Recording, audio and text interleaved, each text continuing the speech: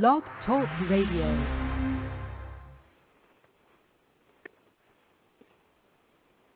Hello, this is Blog Talk Radio, Bigfoots Pad Paranormal Research Team. Right now, I should have King Sasquatch and King Gray on the line. Are you guys there? Yep, we sure are. I'm sorry, we're having problems on our side. Oh, okay. It's going to be a good show tonight, guys. And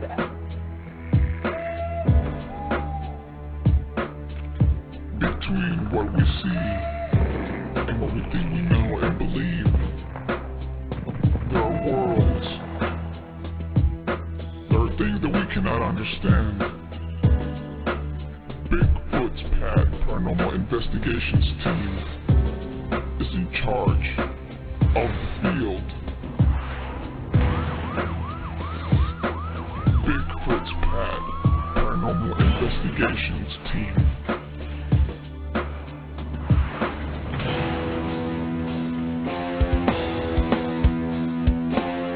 Bigfoots Pad Paranormal Investigations team.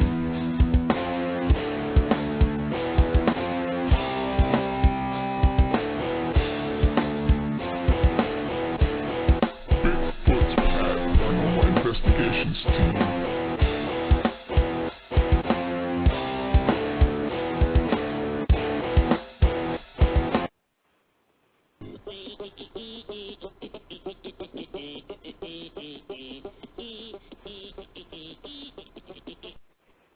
And welcome to another edition of Bigfoots Pad Paranormal Team Radio. We had a little technical difficulties there at the beginning. Mothman held down the fort while we had our problems here. Tonight's going to be a really good show on reptoids.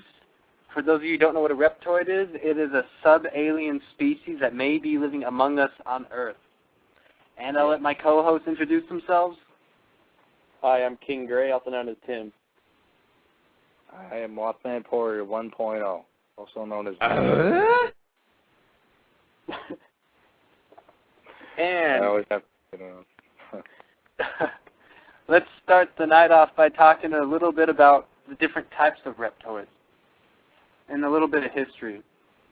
Well, what a reptoid is it's a reptilian humanoid / alien subspecies. Now, the best I could explain it is it's a scaly-looking alien, an alien that's more lizard-like than more basically, I don't know how you would say it. Any of you guys have any opinions on how I could say this? oh, you go Yeah, I first. would okay, yeah, I would say it looks more like I don't know, it looks similar to a gray alien, but with like scaly skin, and I don't know how to explain it. That's the best I could explain it. Now, there's supposedly 3 different types of reptoids, because these creatures are seen on about at least like every continent. I know there's 3 different types of them. I'll get to those in a minute. But whether it's an alien abduction case or if they just see these creatures out in the wild, we don't really know what they are. I know a big portion of these are actually somewhat made up. I'm not sure how legit these stories are, but some of them are pretty interesting. What's your opinion on these, Nick? Yeah, I know that many claims are false, but, you know, out of thousands of claims, there has to be some that can be substantiated. Yeah. So, yeah, I think there's something. I mean, I'm not, you know, this is an idea that I'm mildly skeptical about myself even, but I think there's something there that makes these people think they have seen these reptile-like creatures. So, yeah, I believe there's something out there. Yeah, me too. I don't know if they're necessarily, because the one theory is that they live beneath the Earth's surface and all that stuff. I don't believe that, but I believe there could be like a race of possibly aliens, you know, that are like reptilian and the way they look. Because I'm sure there's no way we're alone, and I'm sure there's probably thousands of different types of species of aliens. Yeah. Now, I'm going to get started on the reptoid species. This is the tailless reptoid. It ranges from 5 to 9 feet in height. They have lean, firm bodies with powerful arms and legs. They have long arms and 3 long fingers and an opposable thumb. Their feet have 3 toes with claws on them, and they even have one on the backside of their ankle. Now, people say that they actually have genitalia, and other people say they don't. But that's one of the things that people are a little controversial about. Some people say these have tails, other people say they don't. But they have scales, and they have no body or facial hair like you would think. Hearing that it's some kind of reptile-like thing. Sometimes eyewitnesses say these beings have thin, fleshy spines under their chins, which could often be misidentified as hair, but they don't actually have hair. The second type that I'd like to talk about is the Draco. It's just like what I just said, like the general type of reptoid, except for this animal actually has wings and horns on the top of its head, unlike the other kind of just the tailless reptoid. I know this one is seen heavily back east, which makes me think that this might even be related to the Mothman legend. What do you guys think? I don't know if it's related to Mothman, but sorry, go ahead, Nick. Oh, I was going to say, yeah, it could be related to the Mothman legend. But here, I thought about another interesting thing. You know the flying men down in Mexico? Yeah. So they get those flying men. In some of the screenshots I've seen and videos I've seen of these creatures, these flying men in Mexico, some of them look reptilian almost in some of the pictures. So I'm just going to throw that out there, and I'll say maybe the flying men have something to do with them. I don't know, maybe not, but yeah, it's possible. Because I know like a lot of people say they look reptilian also. So there could be a link there. That would require further research, but there definitely could be a link. I know besides the Draco, the other type of reptoid that is often seen is a reptilian gray crossbreed, which there's a theory that I guess these aliens crossbred and have some kind of subspecies.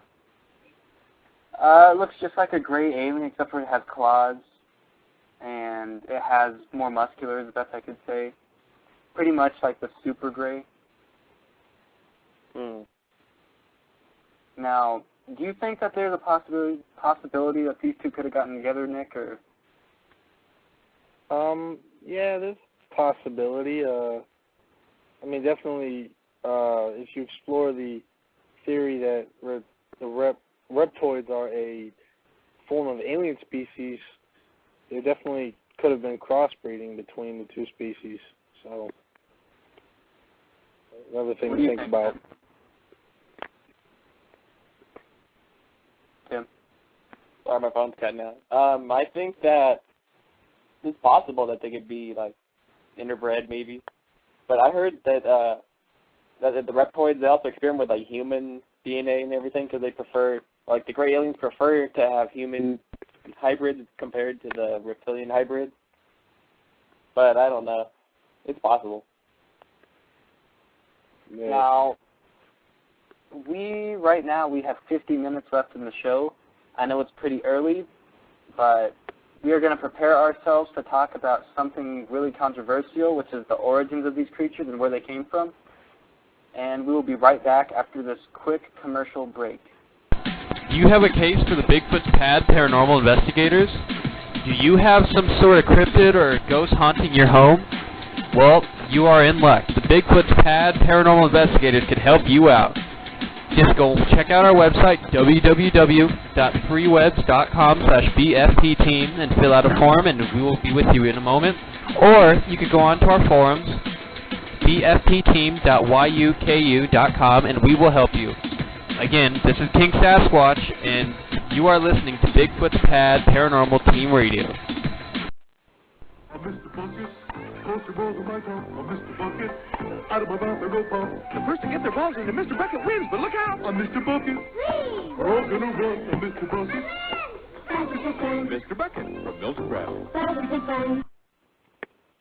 I love Basso, it's rich in chocolate tea. Chocolate flavored Basso is mighty good for me. Mama puts it in my milk for extra energy. Basco gives me iron and sunshine vitamin D. Oh, I love Basso, that's the drink for me.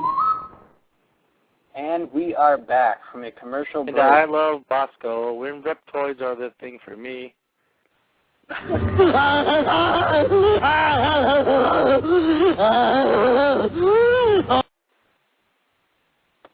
And we are going to talk about the origins of these creatures and where people think these came from.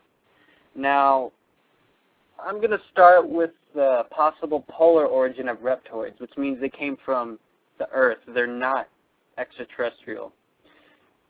It starts back when the Earth was all connected in a landmass that was called Pangea. This occurred hundreds of millions of years ago. And Pangea basically gradually split into two separate parts. The northern landmass, containing North America, Asia, and European continents, was gradually fractured and spread northwards. And the southernmost landmass, containing South America, Africa, India, Antarctica, and Australia, remained intact and occupied the southern hemisphere. The southern hemisphere landmass was called Gondwanland. Sorry about that. Anyways, at this time, Antarctica was actually attached to the southern boundary of Australia, forming an area known as Polar Gondwanland.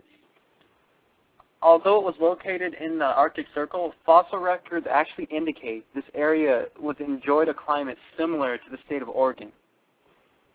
Now, as things cooled down and the Ice Age came, animals started going underneath the earth and started living in caves and anywhere like that there where they could get warmth.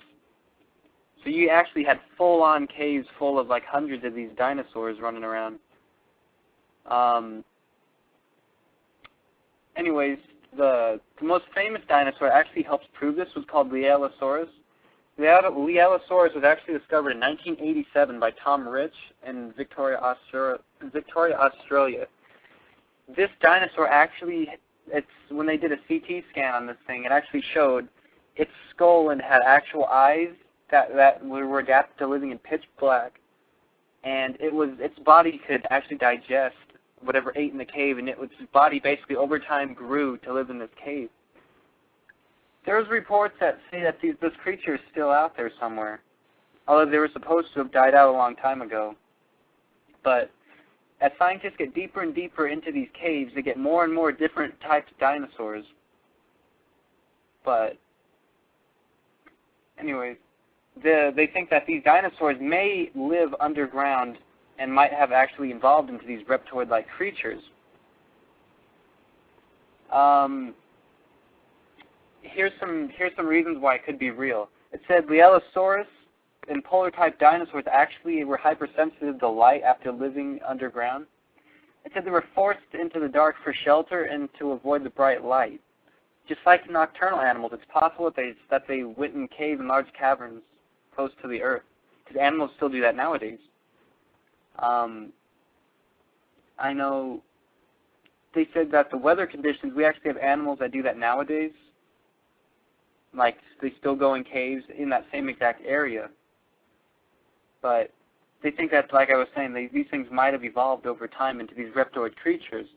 Now, if you ask me, I'm more the extraterrestrial kind of guy. Yeah, me too. But do you have any thoughts on this, Nick? Yeah, it's definitely a possible explanation to the phenomenon. I mean, due to all the fossil evidence that shows these dinosaurs that went into these caves underground to avoid the cold weather and the sunlight and everything. So, I mean, there is evidence and a logical argument for it. So, it's definitely something to take into consideration. Yeah, it is. Because I would think it would be a lot, like a lot of people think that it would be a lot colder in the caves, but believe it or not, keep up the snow and stuff, and it's like, the temperature of inside of the cave would actually be probably pretty cold, or not cold, but be a lot warmer than what it is outside. Yeah. So I think it is possible someone could possibly live in there. Scientists actually held some kind of big conference here in the 80s. Dale Russell and Tom Rich, who are important realities and been established enough for saurian survival, which is basically living dinosaurs. They said that dinosaurs could have eventually acquired human-like physical form, and dinosaurs were perfectly suited for survival in dark, cold, underground environment like we were just describing. If some of these dinosaurs were to survive the disaster 65 billion years ago, an undiscovered haven like the Antarctic regions may conceal the remains of the descendants of these dinosaurs. I know, I don't really know what to think. I think they're more extraterrestrial than Earth-like, but there always is that possibility. Yeah. What's your take on the theories here, Nick? Oh, the terrestrial theory or extraterrestrial? The terrestrial theory. Okay. Yeah, like I said earlier, there's evidence and there's a logical argument going for it, so you have to consider it. And those two leading scientists said dinosaurs could have survived by going underground. So if you have experts saying something and then evidence saying something, and then there's a logical argument for it, I mean, why not consider it? I know we have somebody in our chat room that's actually brought up a good point. They said some cases report them to have large claws on their feet that have characteristics very similar to foot claws on certain raptor species. So, yeah, that could be pretty interesting here. You have anything you want to say, Tim? Like I said, there's a good logical explanation for like the dinosaurs living in the cave. So, and if the scientists did say there's a possibility they could evolve into human shape, so that's a good explanation. More like a scientific theory, you know. Would one of you guys like to elaborate on the extraterrestrial theories on where these reptoids might have come from? Yeah, I'll go ahead and talk about that. Well, the other theory is going for the reptoids that they're just like like the gray aliens. They come from a different planet, and they're working with the grays and us and the human race to try to like make hybrids for their species and everything again. Basically like a normal aliens abductions and alien sightings, but they're with these reptoid creatures. What were we saying, Nick? Oh, I don't want to be rude, but I have to get off the phone line for just a couple minutes, and I'll be back on in a moment. All right? Alrighty. Okay. All right. Anyways, continue, Tim. Oh, yeah. The other theory, like I said, they think they're working with like biologically with humans and the grays to try to like make hybrids, but I don't know. My theory is that they're just aliens visiting on Earth again, not necessarily doing hybrid experiments or anything. What do you think? I think that it is a possibility because there is several types of different aliens that have been sighted over the years with these abductions. I think with all the sightings, I mean, come on. There can't only be one species of alien. Yeah. I know they say that these reptoid creatures experiment on these people, and that they say they do the same exact thing the Greys do. They do these operations for unknown purposes. They've been known to do cattle mutilations. I mean, there's too much evidence to support that these things aren't real, at least in one form or another. I know there's also a legend from the Hopi Indians in California. They said that that the lizard people supposedly lived underneath the ground in a pattern of tunnels, and these tunnels were supposed to be in the shape of a lizard, and the city was supposed to have burnt down many years ago, probably a couple thousand years ago, they were saying. And they said it was in between a chain of hills. But in the 1930s, a scientist actually went out to go look for these catacombs underneath Las Vegas, underneath Los Angeles. This guy's name was G. Warren Sheffield. Anyways, he actually had a type of machine that he was looking for tunnels underneath Los Angeles, and he did find a tunnel underneath Los Angeles. He found a shaft that went down from the Banning property on North Hill Street overlooking Sunset Boulevard. The shaft went down 250 feet to the mouth of a cave.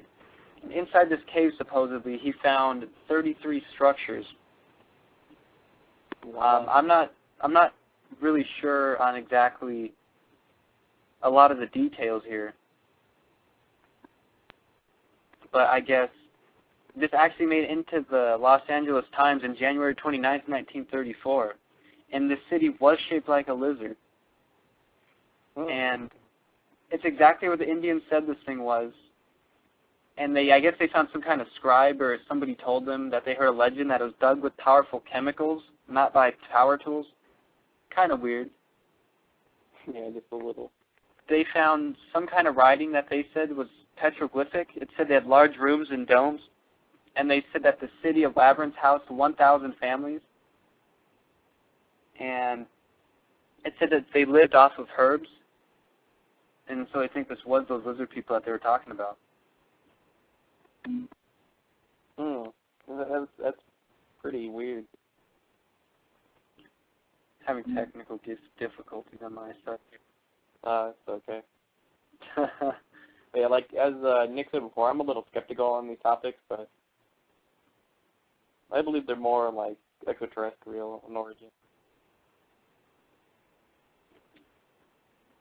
And we have 37 minutes left in our show right now.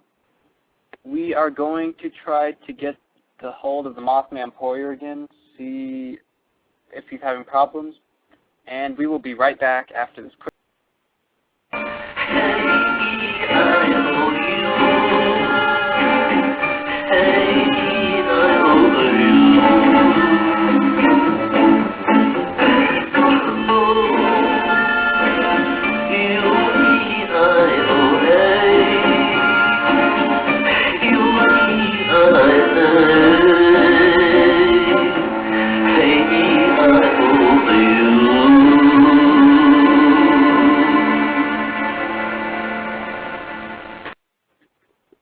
And we are back.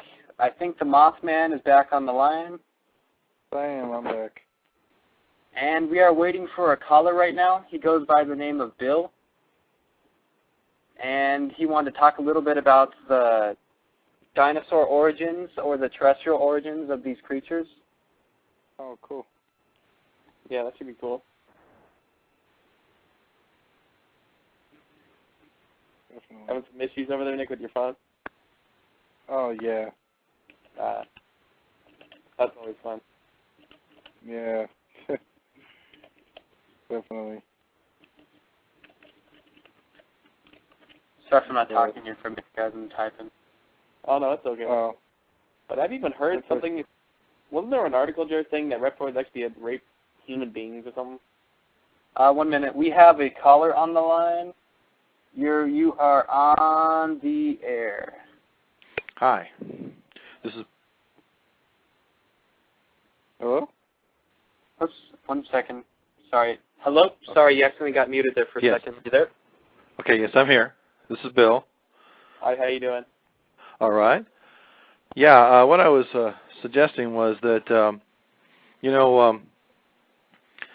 there's actually a lot of evidence that these reptoids may well be descended of dinosaurs, but and that still doesn't exclude the extraterrestrial concept because, from the fossil evidence 65 million years ago, there was some sort of catastrophe here on the Earth, and when that occurred, it basically made the Earth uninhabitable.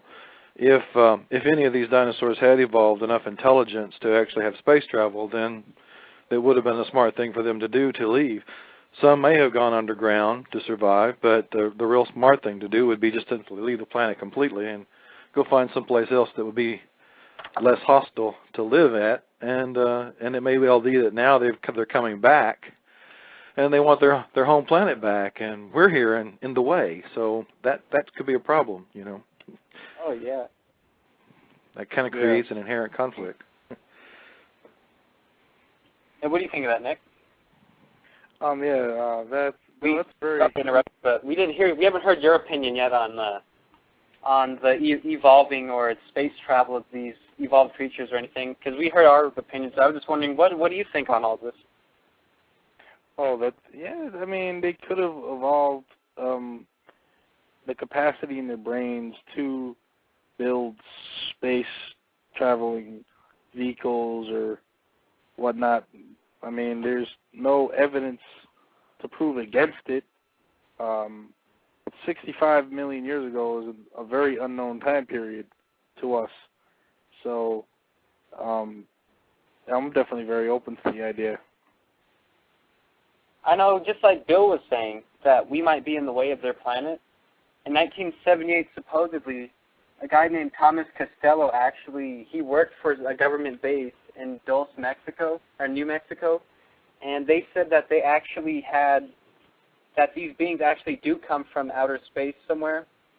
He says he wasn't sure on the origin of these people, but that we were on their planet and they wanted it back. They wanted control of the planet back, they were saying. Mm-hmm. I guess they said the gray aliens that we see are actually some kind of subspecies of them. And they said that we actually had a secret war with these people at one point, supposedly. I'm not really sure on the details. I just know that they know about one of the battles that we supposedly had with them that killed 68 of our people. Not one of them died. They said that they're supposedly more intelligent than we are and have better technologies. Any of you guys want to elaborate on any of this? Like, you guys know any of the details, or? Well, I'm not sure. The only thing I've heard about the technology is that they work with the Greys for their cloning in their hybrid program. But if they have stuff more, like if they have the stuff to do that, I'm sure they have like more sophisticated stuff than us, because that's beyond. Because we're still having problems with cloning and stuff nowadays. Yeah. What do you think about this, Bill? Well, one thing, if they are descended of dinosaurs and they were intelligent 65 million years ago, then that gives them a big head start on us, and certainly in terms of technology and as well as intelligence. But another interesting point is that if they are doing this hybrid project, then and there certainly is a lot of evidence of that with the Greys, but if the Reptoids are doing that as well, then the genetic compatibility, that would kind of make sense that if they did come from Earth, at least then they would have the same kind of genetics as we do, and that would make us much more compatible. You know, if their origins really are from here and they're coming back, then they would still share a lot of the same genome with us. Yeah, exactly. I know that the many scientists, biologists and such, have conducted experiments on genomes of many different types of organisms on this planet, and they're all very close, similar to each other, only having a small difference in the order of certain chromosomes and genes. Mm-hmm. So, if the Reptoids are Earth, have an Earth origin, then they should have a DNA similar to us. Absolutely. And somebody right now in the chat room is saying, if dinosaurs supposedly evolved into birds, they said, does that mean some of these evolved into birds and other ones? They're saying what do we think happened if some of these evolved into birds, like scientists were saying, or like one of the theories? Mm-hmm. Well, evolution could take them down a lot of different paths. Birds are just one possibility, and indeed there does seem to be a lot of evidence that that's the case, that's what happened here on Earth. Meanwhile, if they did leave the planet, those that left the planet would evolve totally different ways, and very, very possibly become what we now see in the form of these reptoids. Yeah. I know there's been creatures seen all over the place. I know the most famous one was actually the one that fits the reptoid description the best. Would actually be the Bishopville Lizard Man case. And I'm going to have King Gray talk a little bit about this for a minute, and then the link to Reptoids. Okay. So I think it fit well with what we're talking about right now. Okay. Okay. Well, yeah, the Bishopville Lizard Man case happened in 1988. There was a man who was actually changing his tire on the side of a road in I think it was South Carolina. He was changing his tire, and he got everything all finished, and just as he was putting the flat tire back in his car, he seen a creature, like, I think it said 7 feet tall, just, like, running at him full speed, like groaning and moaning. And it appeared to be like a reptoid-looking creature, so he jumped in his car and sped off, and he thought he had got away from the creature, and evidently, I guess, it jumped on the roof of his car. It was trying to get at him, and he was clawing at his window and at the driver's door, and he kept swerving, and eventually the creature fell off. But when he got back to town, there was actually evidence on his car to prove that there was some kind of creature on his car. Yeah, it's really interesting because he described it to a T, almost like exactly what the creature looked like, and it fits the modern day description of like reptoids and everything. Wow. Because I believe the car's even in a museum now. I think some kind of historical society bought it from him, and it's in a museum. I don't think people would be willing to just buy a random car if they didn't believe in it. Yeah. They're asking us right now, where do we think that these creatures live if they still live on the planet and never left? Like, if they didn't go into space, where could these things possibly live today? Well, one answer to that is there's a theory that they lived underground, again, like we said, the dinosaurs. Because, like I said, you can go underground, and it's a lot different than the surface temperature. Say the surface might have been uninhabitable at the time, but underground may not have been, you know? Mm-hmm. Yeah, I know definitely for a fact that there's this theory of this place called Mount Superstition in Arizona, where there is a alleged gateway to the underground world of the reptoids. And there's been tales of bandits and hikers and just travelers going through those mountains, and they bring back stories of reptoids, or there's been stories of those people getting lost or getting kidnapped and taken down into the subterranean world of the reptoids. So that's definitely something interesting to look at. Yeah, it sure is. Here's another thing, too. I've heard of people being like, you know, like they say they take the humans and use them for genetic testing, just like the Greys do. I heard there's even a theory out there that they're interdimensional beings. You know, like they come out of their dimension just when they need us for experiments, and then they bring us back, or they bring us and the animals back, but the animals are usually mutilated somehow. I'm not sure how it works. I just know that some people believe they're interdimensional. Do you think these things could be interdimensional here, Bill?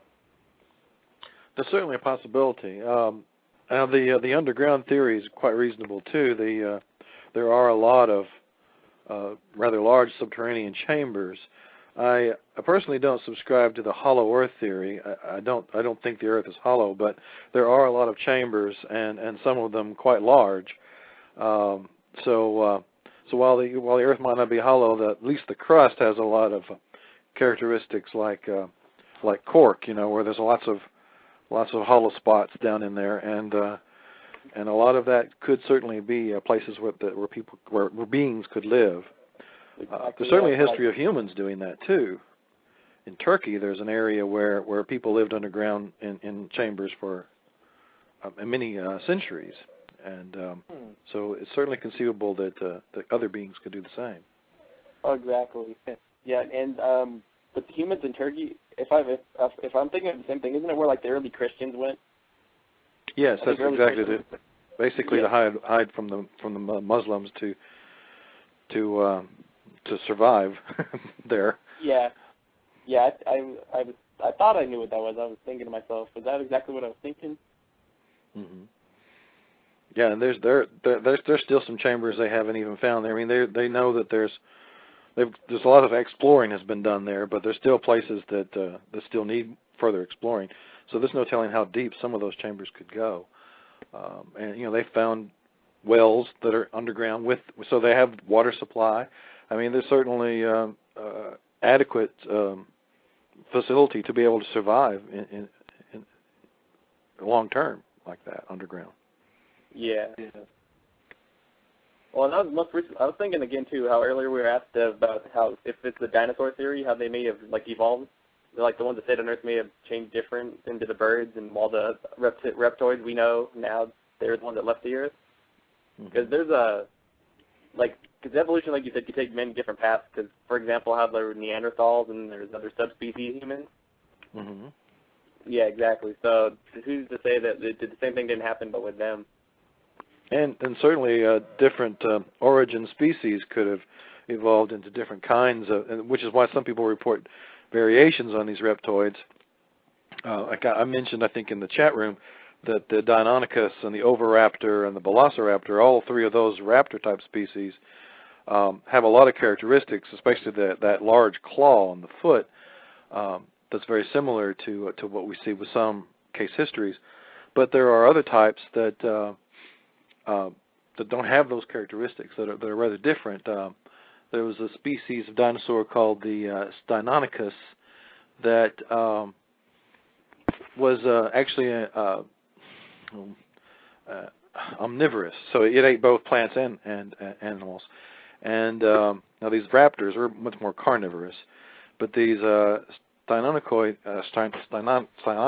could actually would be rather different and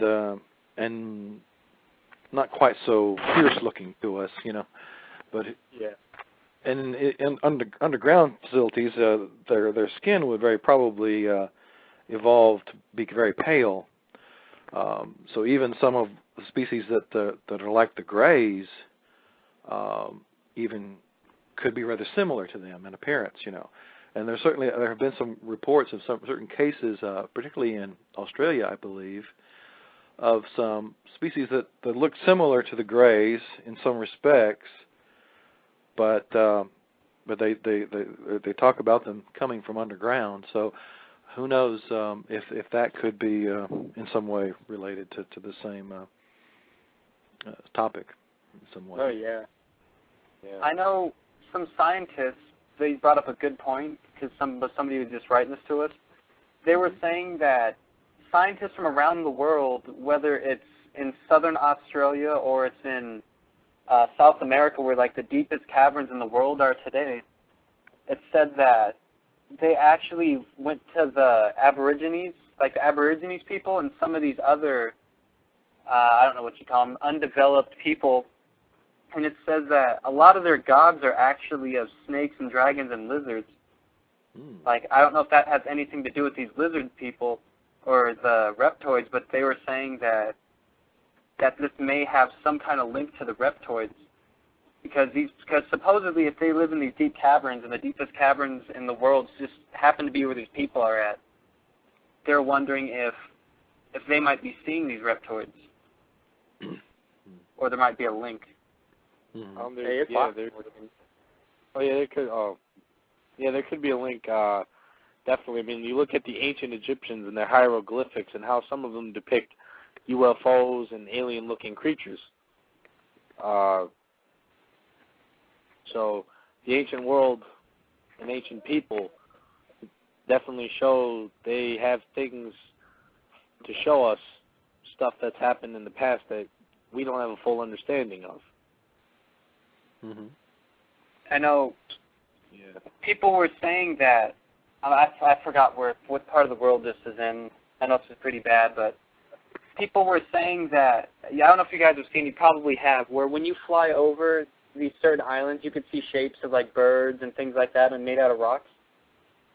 They think that maybe they're trying to do this for the, maybe they made these things for the reptoids or alien-like species. You're talking about the Nazca lines in Peru? Yeah. Yes, sir. Paths as well as shapes of animals and like a bird and a monkey and some other things. There's certainly, it's conceivable that there was something in the air that they were making these for, because you can't get into the air there to a vantage point to see them in a conventional way. I mean, at the time they were making these, they didn't have flight, and yet these planes, there's no mountains that overlook them. So how they could see them, they couldn't actually. They just had to, I guess, mathematically figure out how to make the picture. And then, but who were they making the picture for? That's the real question. Yeah. What do you think, Nick? Yeah, I agree with Bill on that. Who did they make the pictures for? I mean, why, how and why? I mean, they didn't have the technology back then to just look down and see what they were doing. I mean, I know they used some mathematical calculations to do some of these cryptographs in the sand or in the rock, but they had nothing to really get a good observation of what was going on, and they made these really elaborate designs of lizards and, you know, monkeys and birds and everything. Mm-hmm. And why would they make such a elaborate design? And we have a caller on the line. Sorry to interrupt you, Nick, but okay.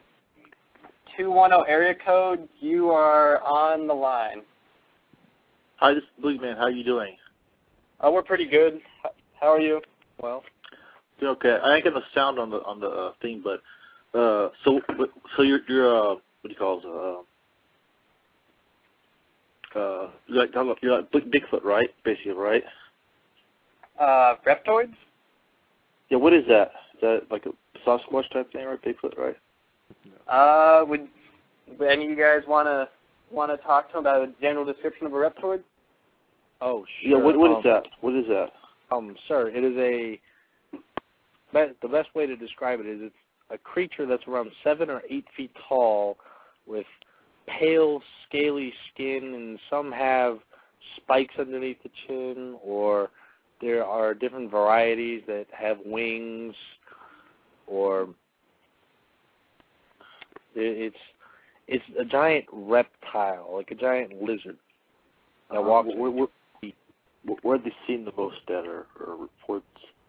I mean, what type of, you know, are they like in the U.S. more, or are they in the mountains?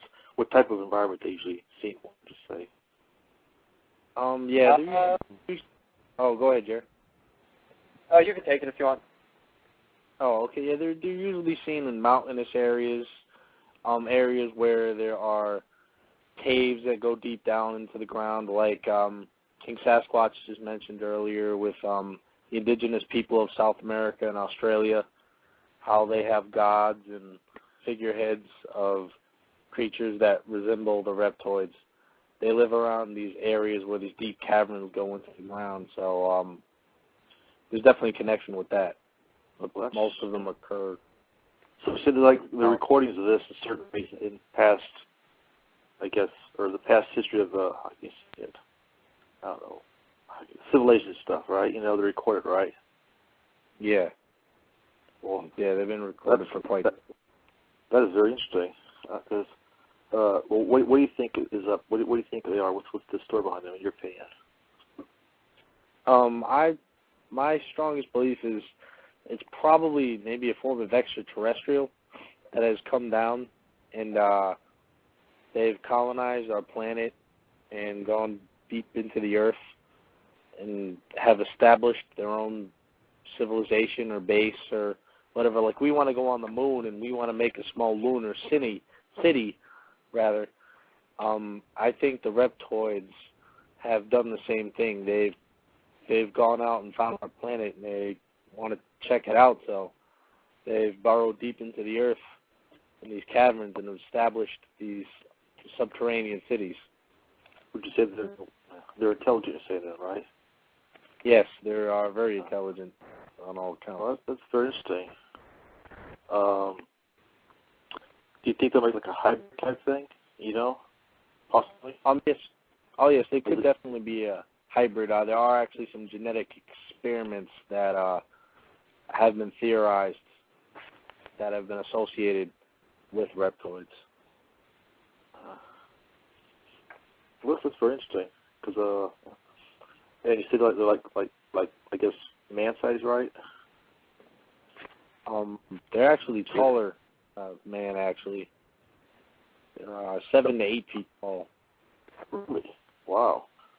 And you said they're more mountainous type, right? Yes, they're more mountainous, but I mean they've appeared in all sorts of environments, such as the Bishopville lizard man, and that was in like a swampy area in the southeast of the United States. So they can appear in any form of environment. They can adapt, right? You're saying, right? Yeah, they can adapt to things. Yeah, like any creature can do. I guess basically it keeps to that. Well, that's really interesting. Let's see. And were they? Let's see. So would you say they're like in certain areas, or as far as the I guess you could say the world, or like in more northern parts? Is there a location where there have been more sites or more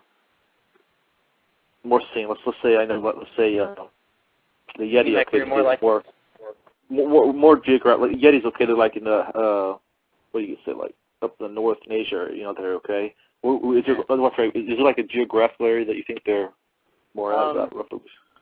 Where most reports come from are actually the North America, Southwest, South America, and I'm assuming Australia, but Bill probably knows more about these than I do. Why would you say? There are sightings all over the world, but you're right. Those areas you mentioned are the heaviest sightings. Why would you say Australia? Because I mean, that's kind of on this side as far as there. Why does Australia stand out as far as one of the places you think? There are some very large subterranean chambers under Australia, and so that would be a place that they might be interested in inhabiting. So, are these things more seen in the evening or nighttime hours or the daytime? You know what I'm trying to say? Are there more reports of these things like in the evenings or in the daytime? You know what I'm trying to say, right? I'm trying to see what this.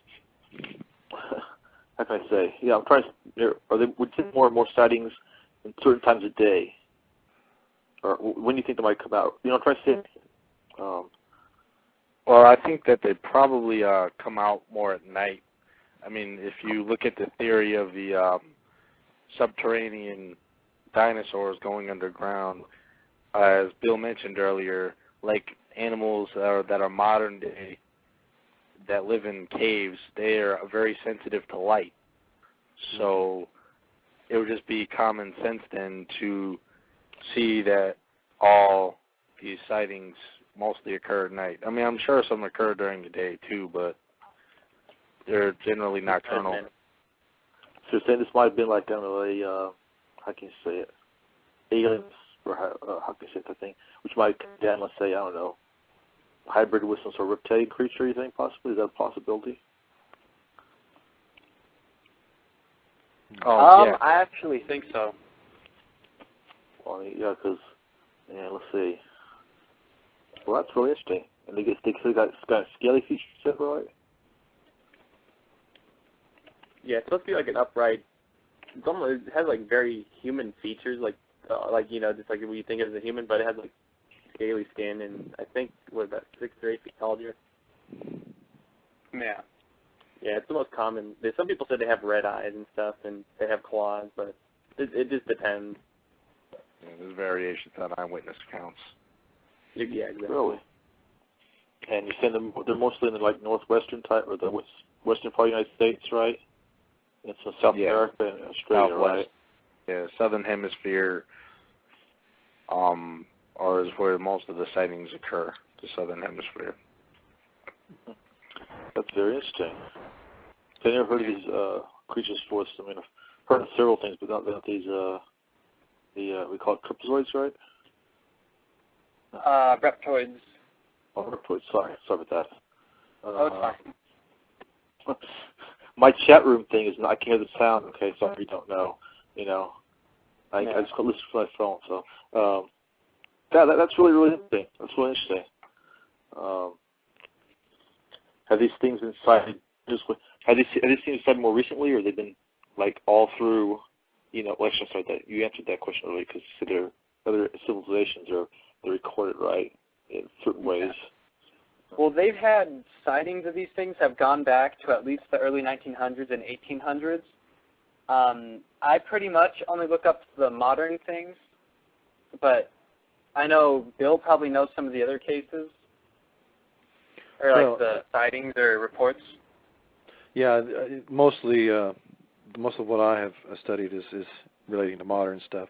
Although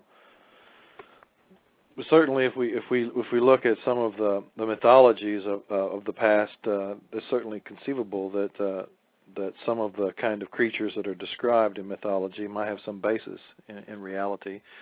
And we look at the Egyptian, how they tended to create these kind of humanoids with animal features. So and they did, yeah. Quite So you can see characteristics of various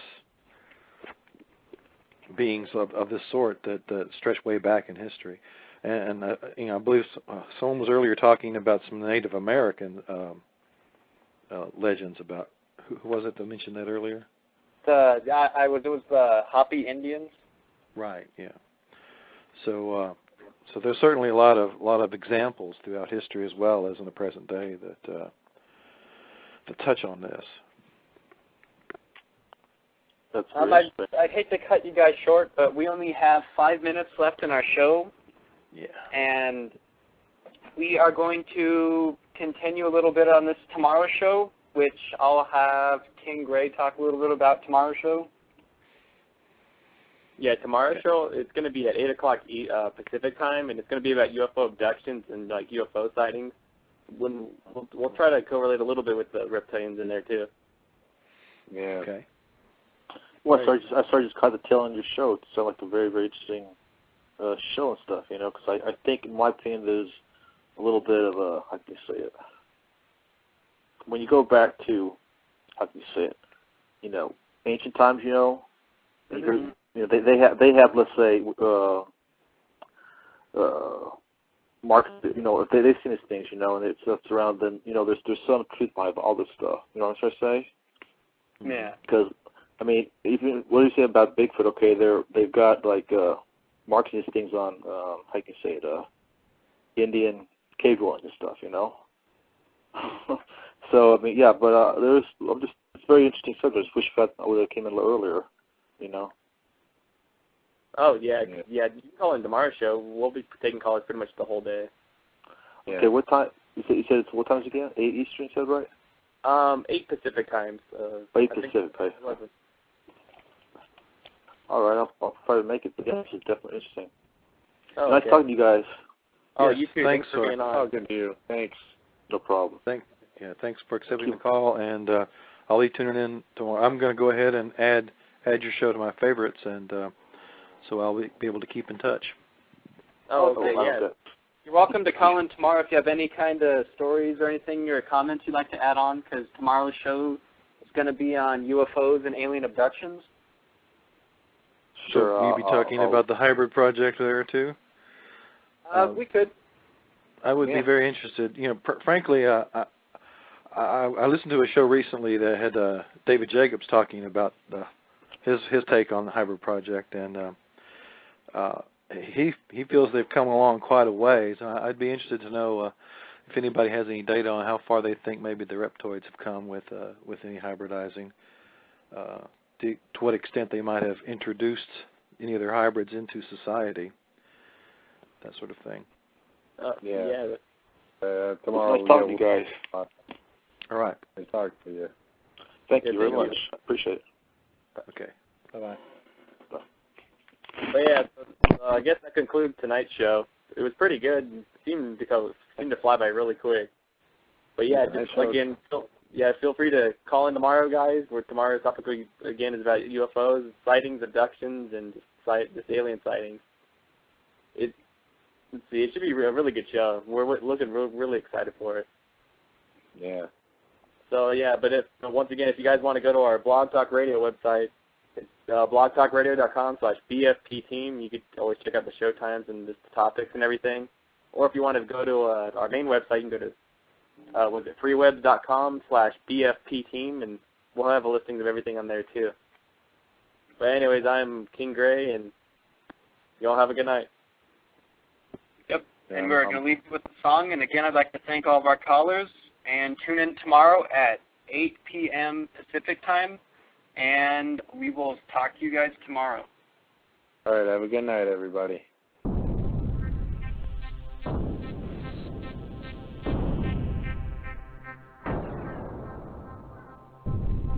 Ladies and gentlemen, it seems we have a problem. I would like to introduce Bigfoots Pad Paranormal Investigations team.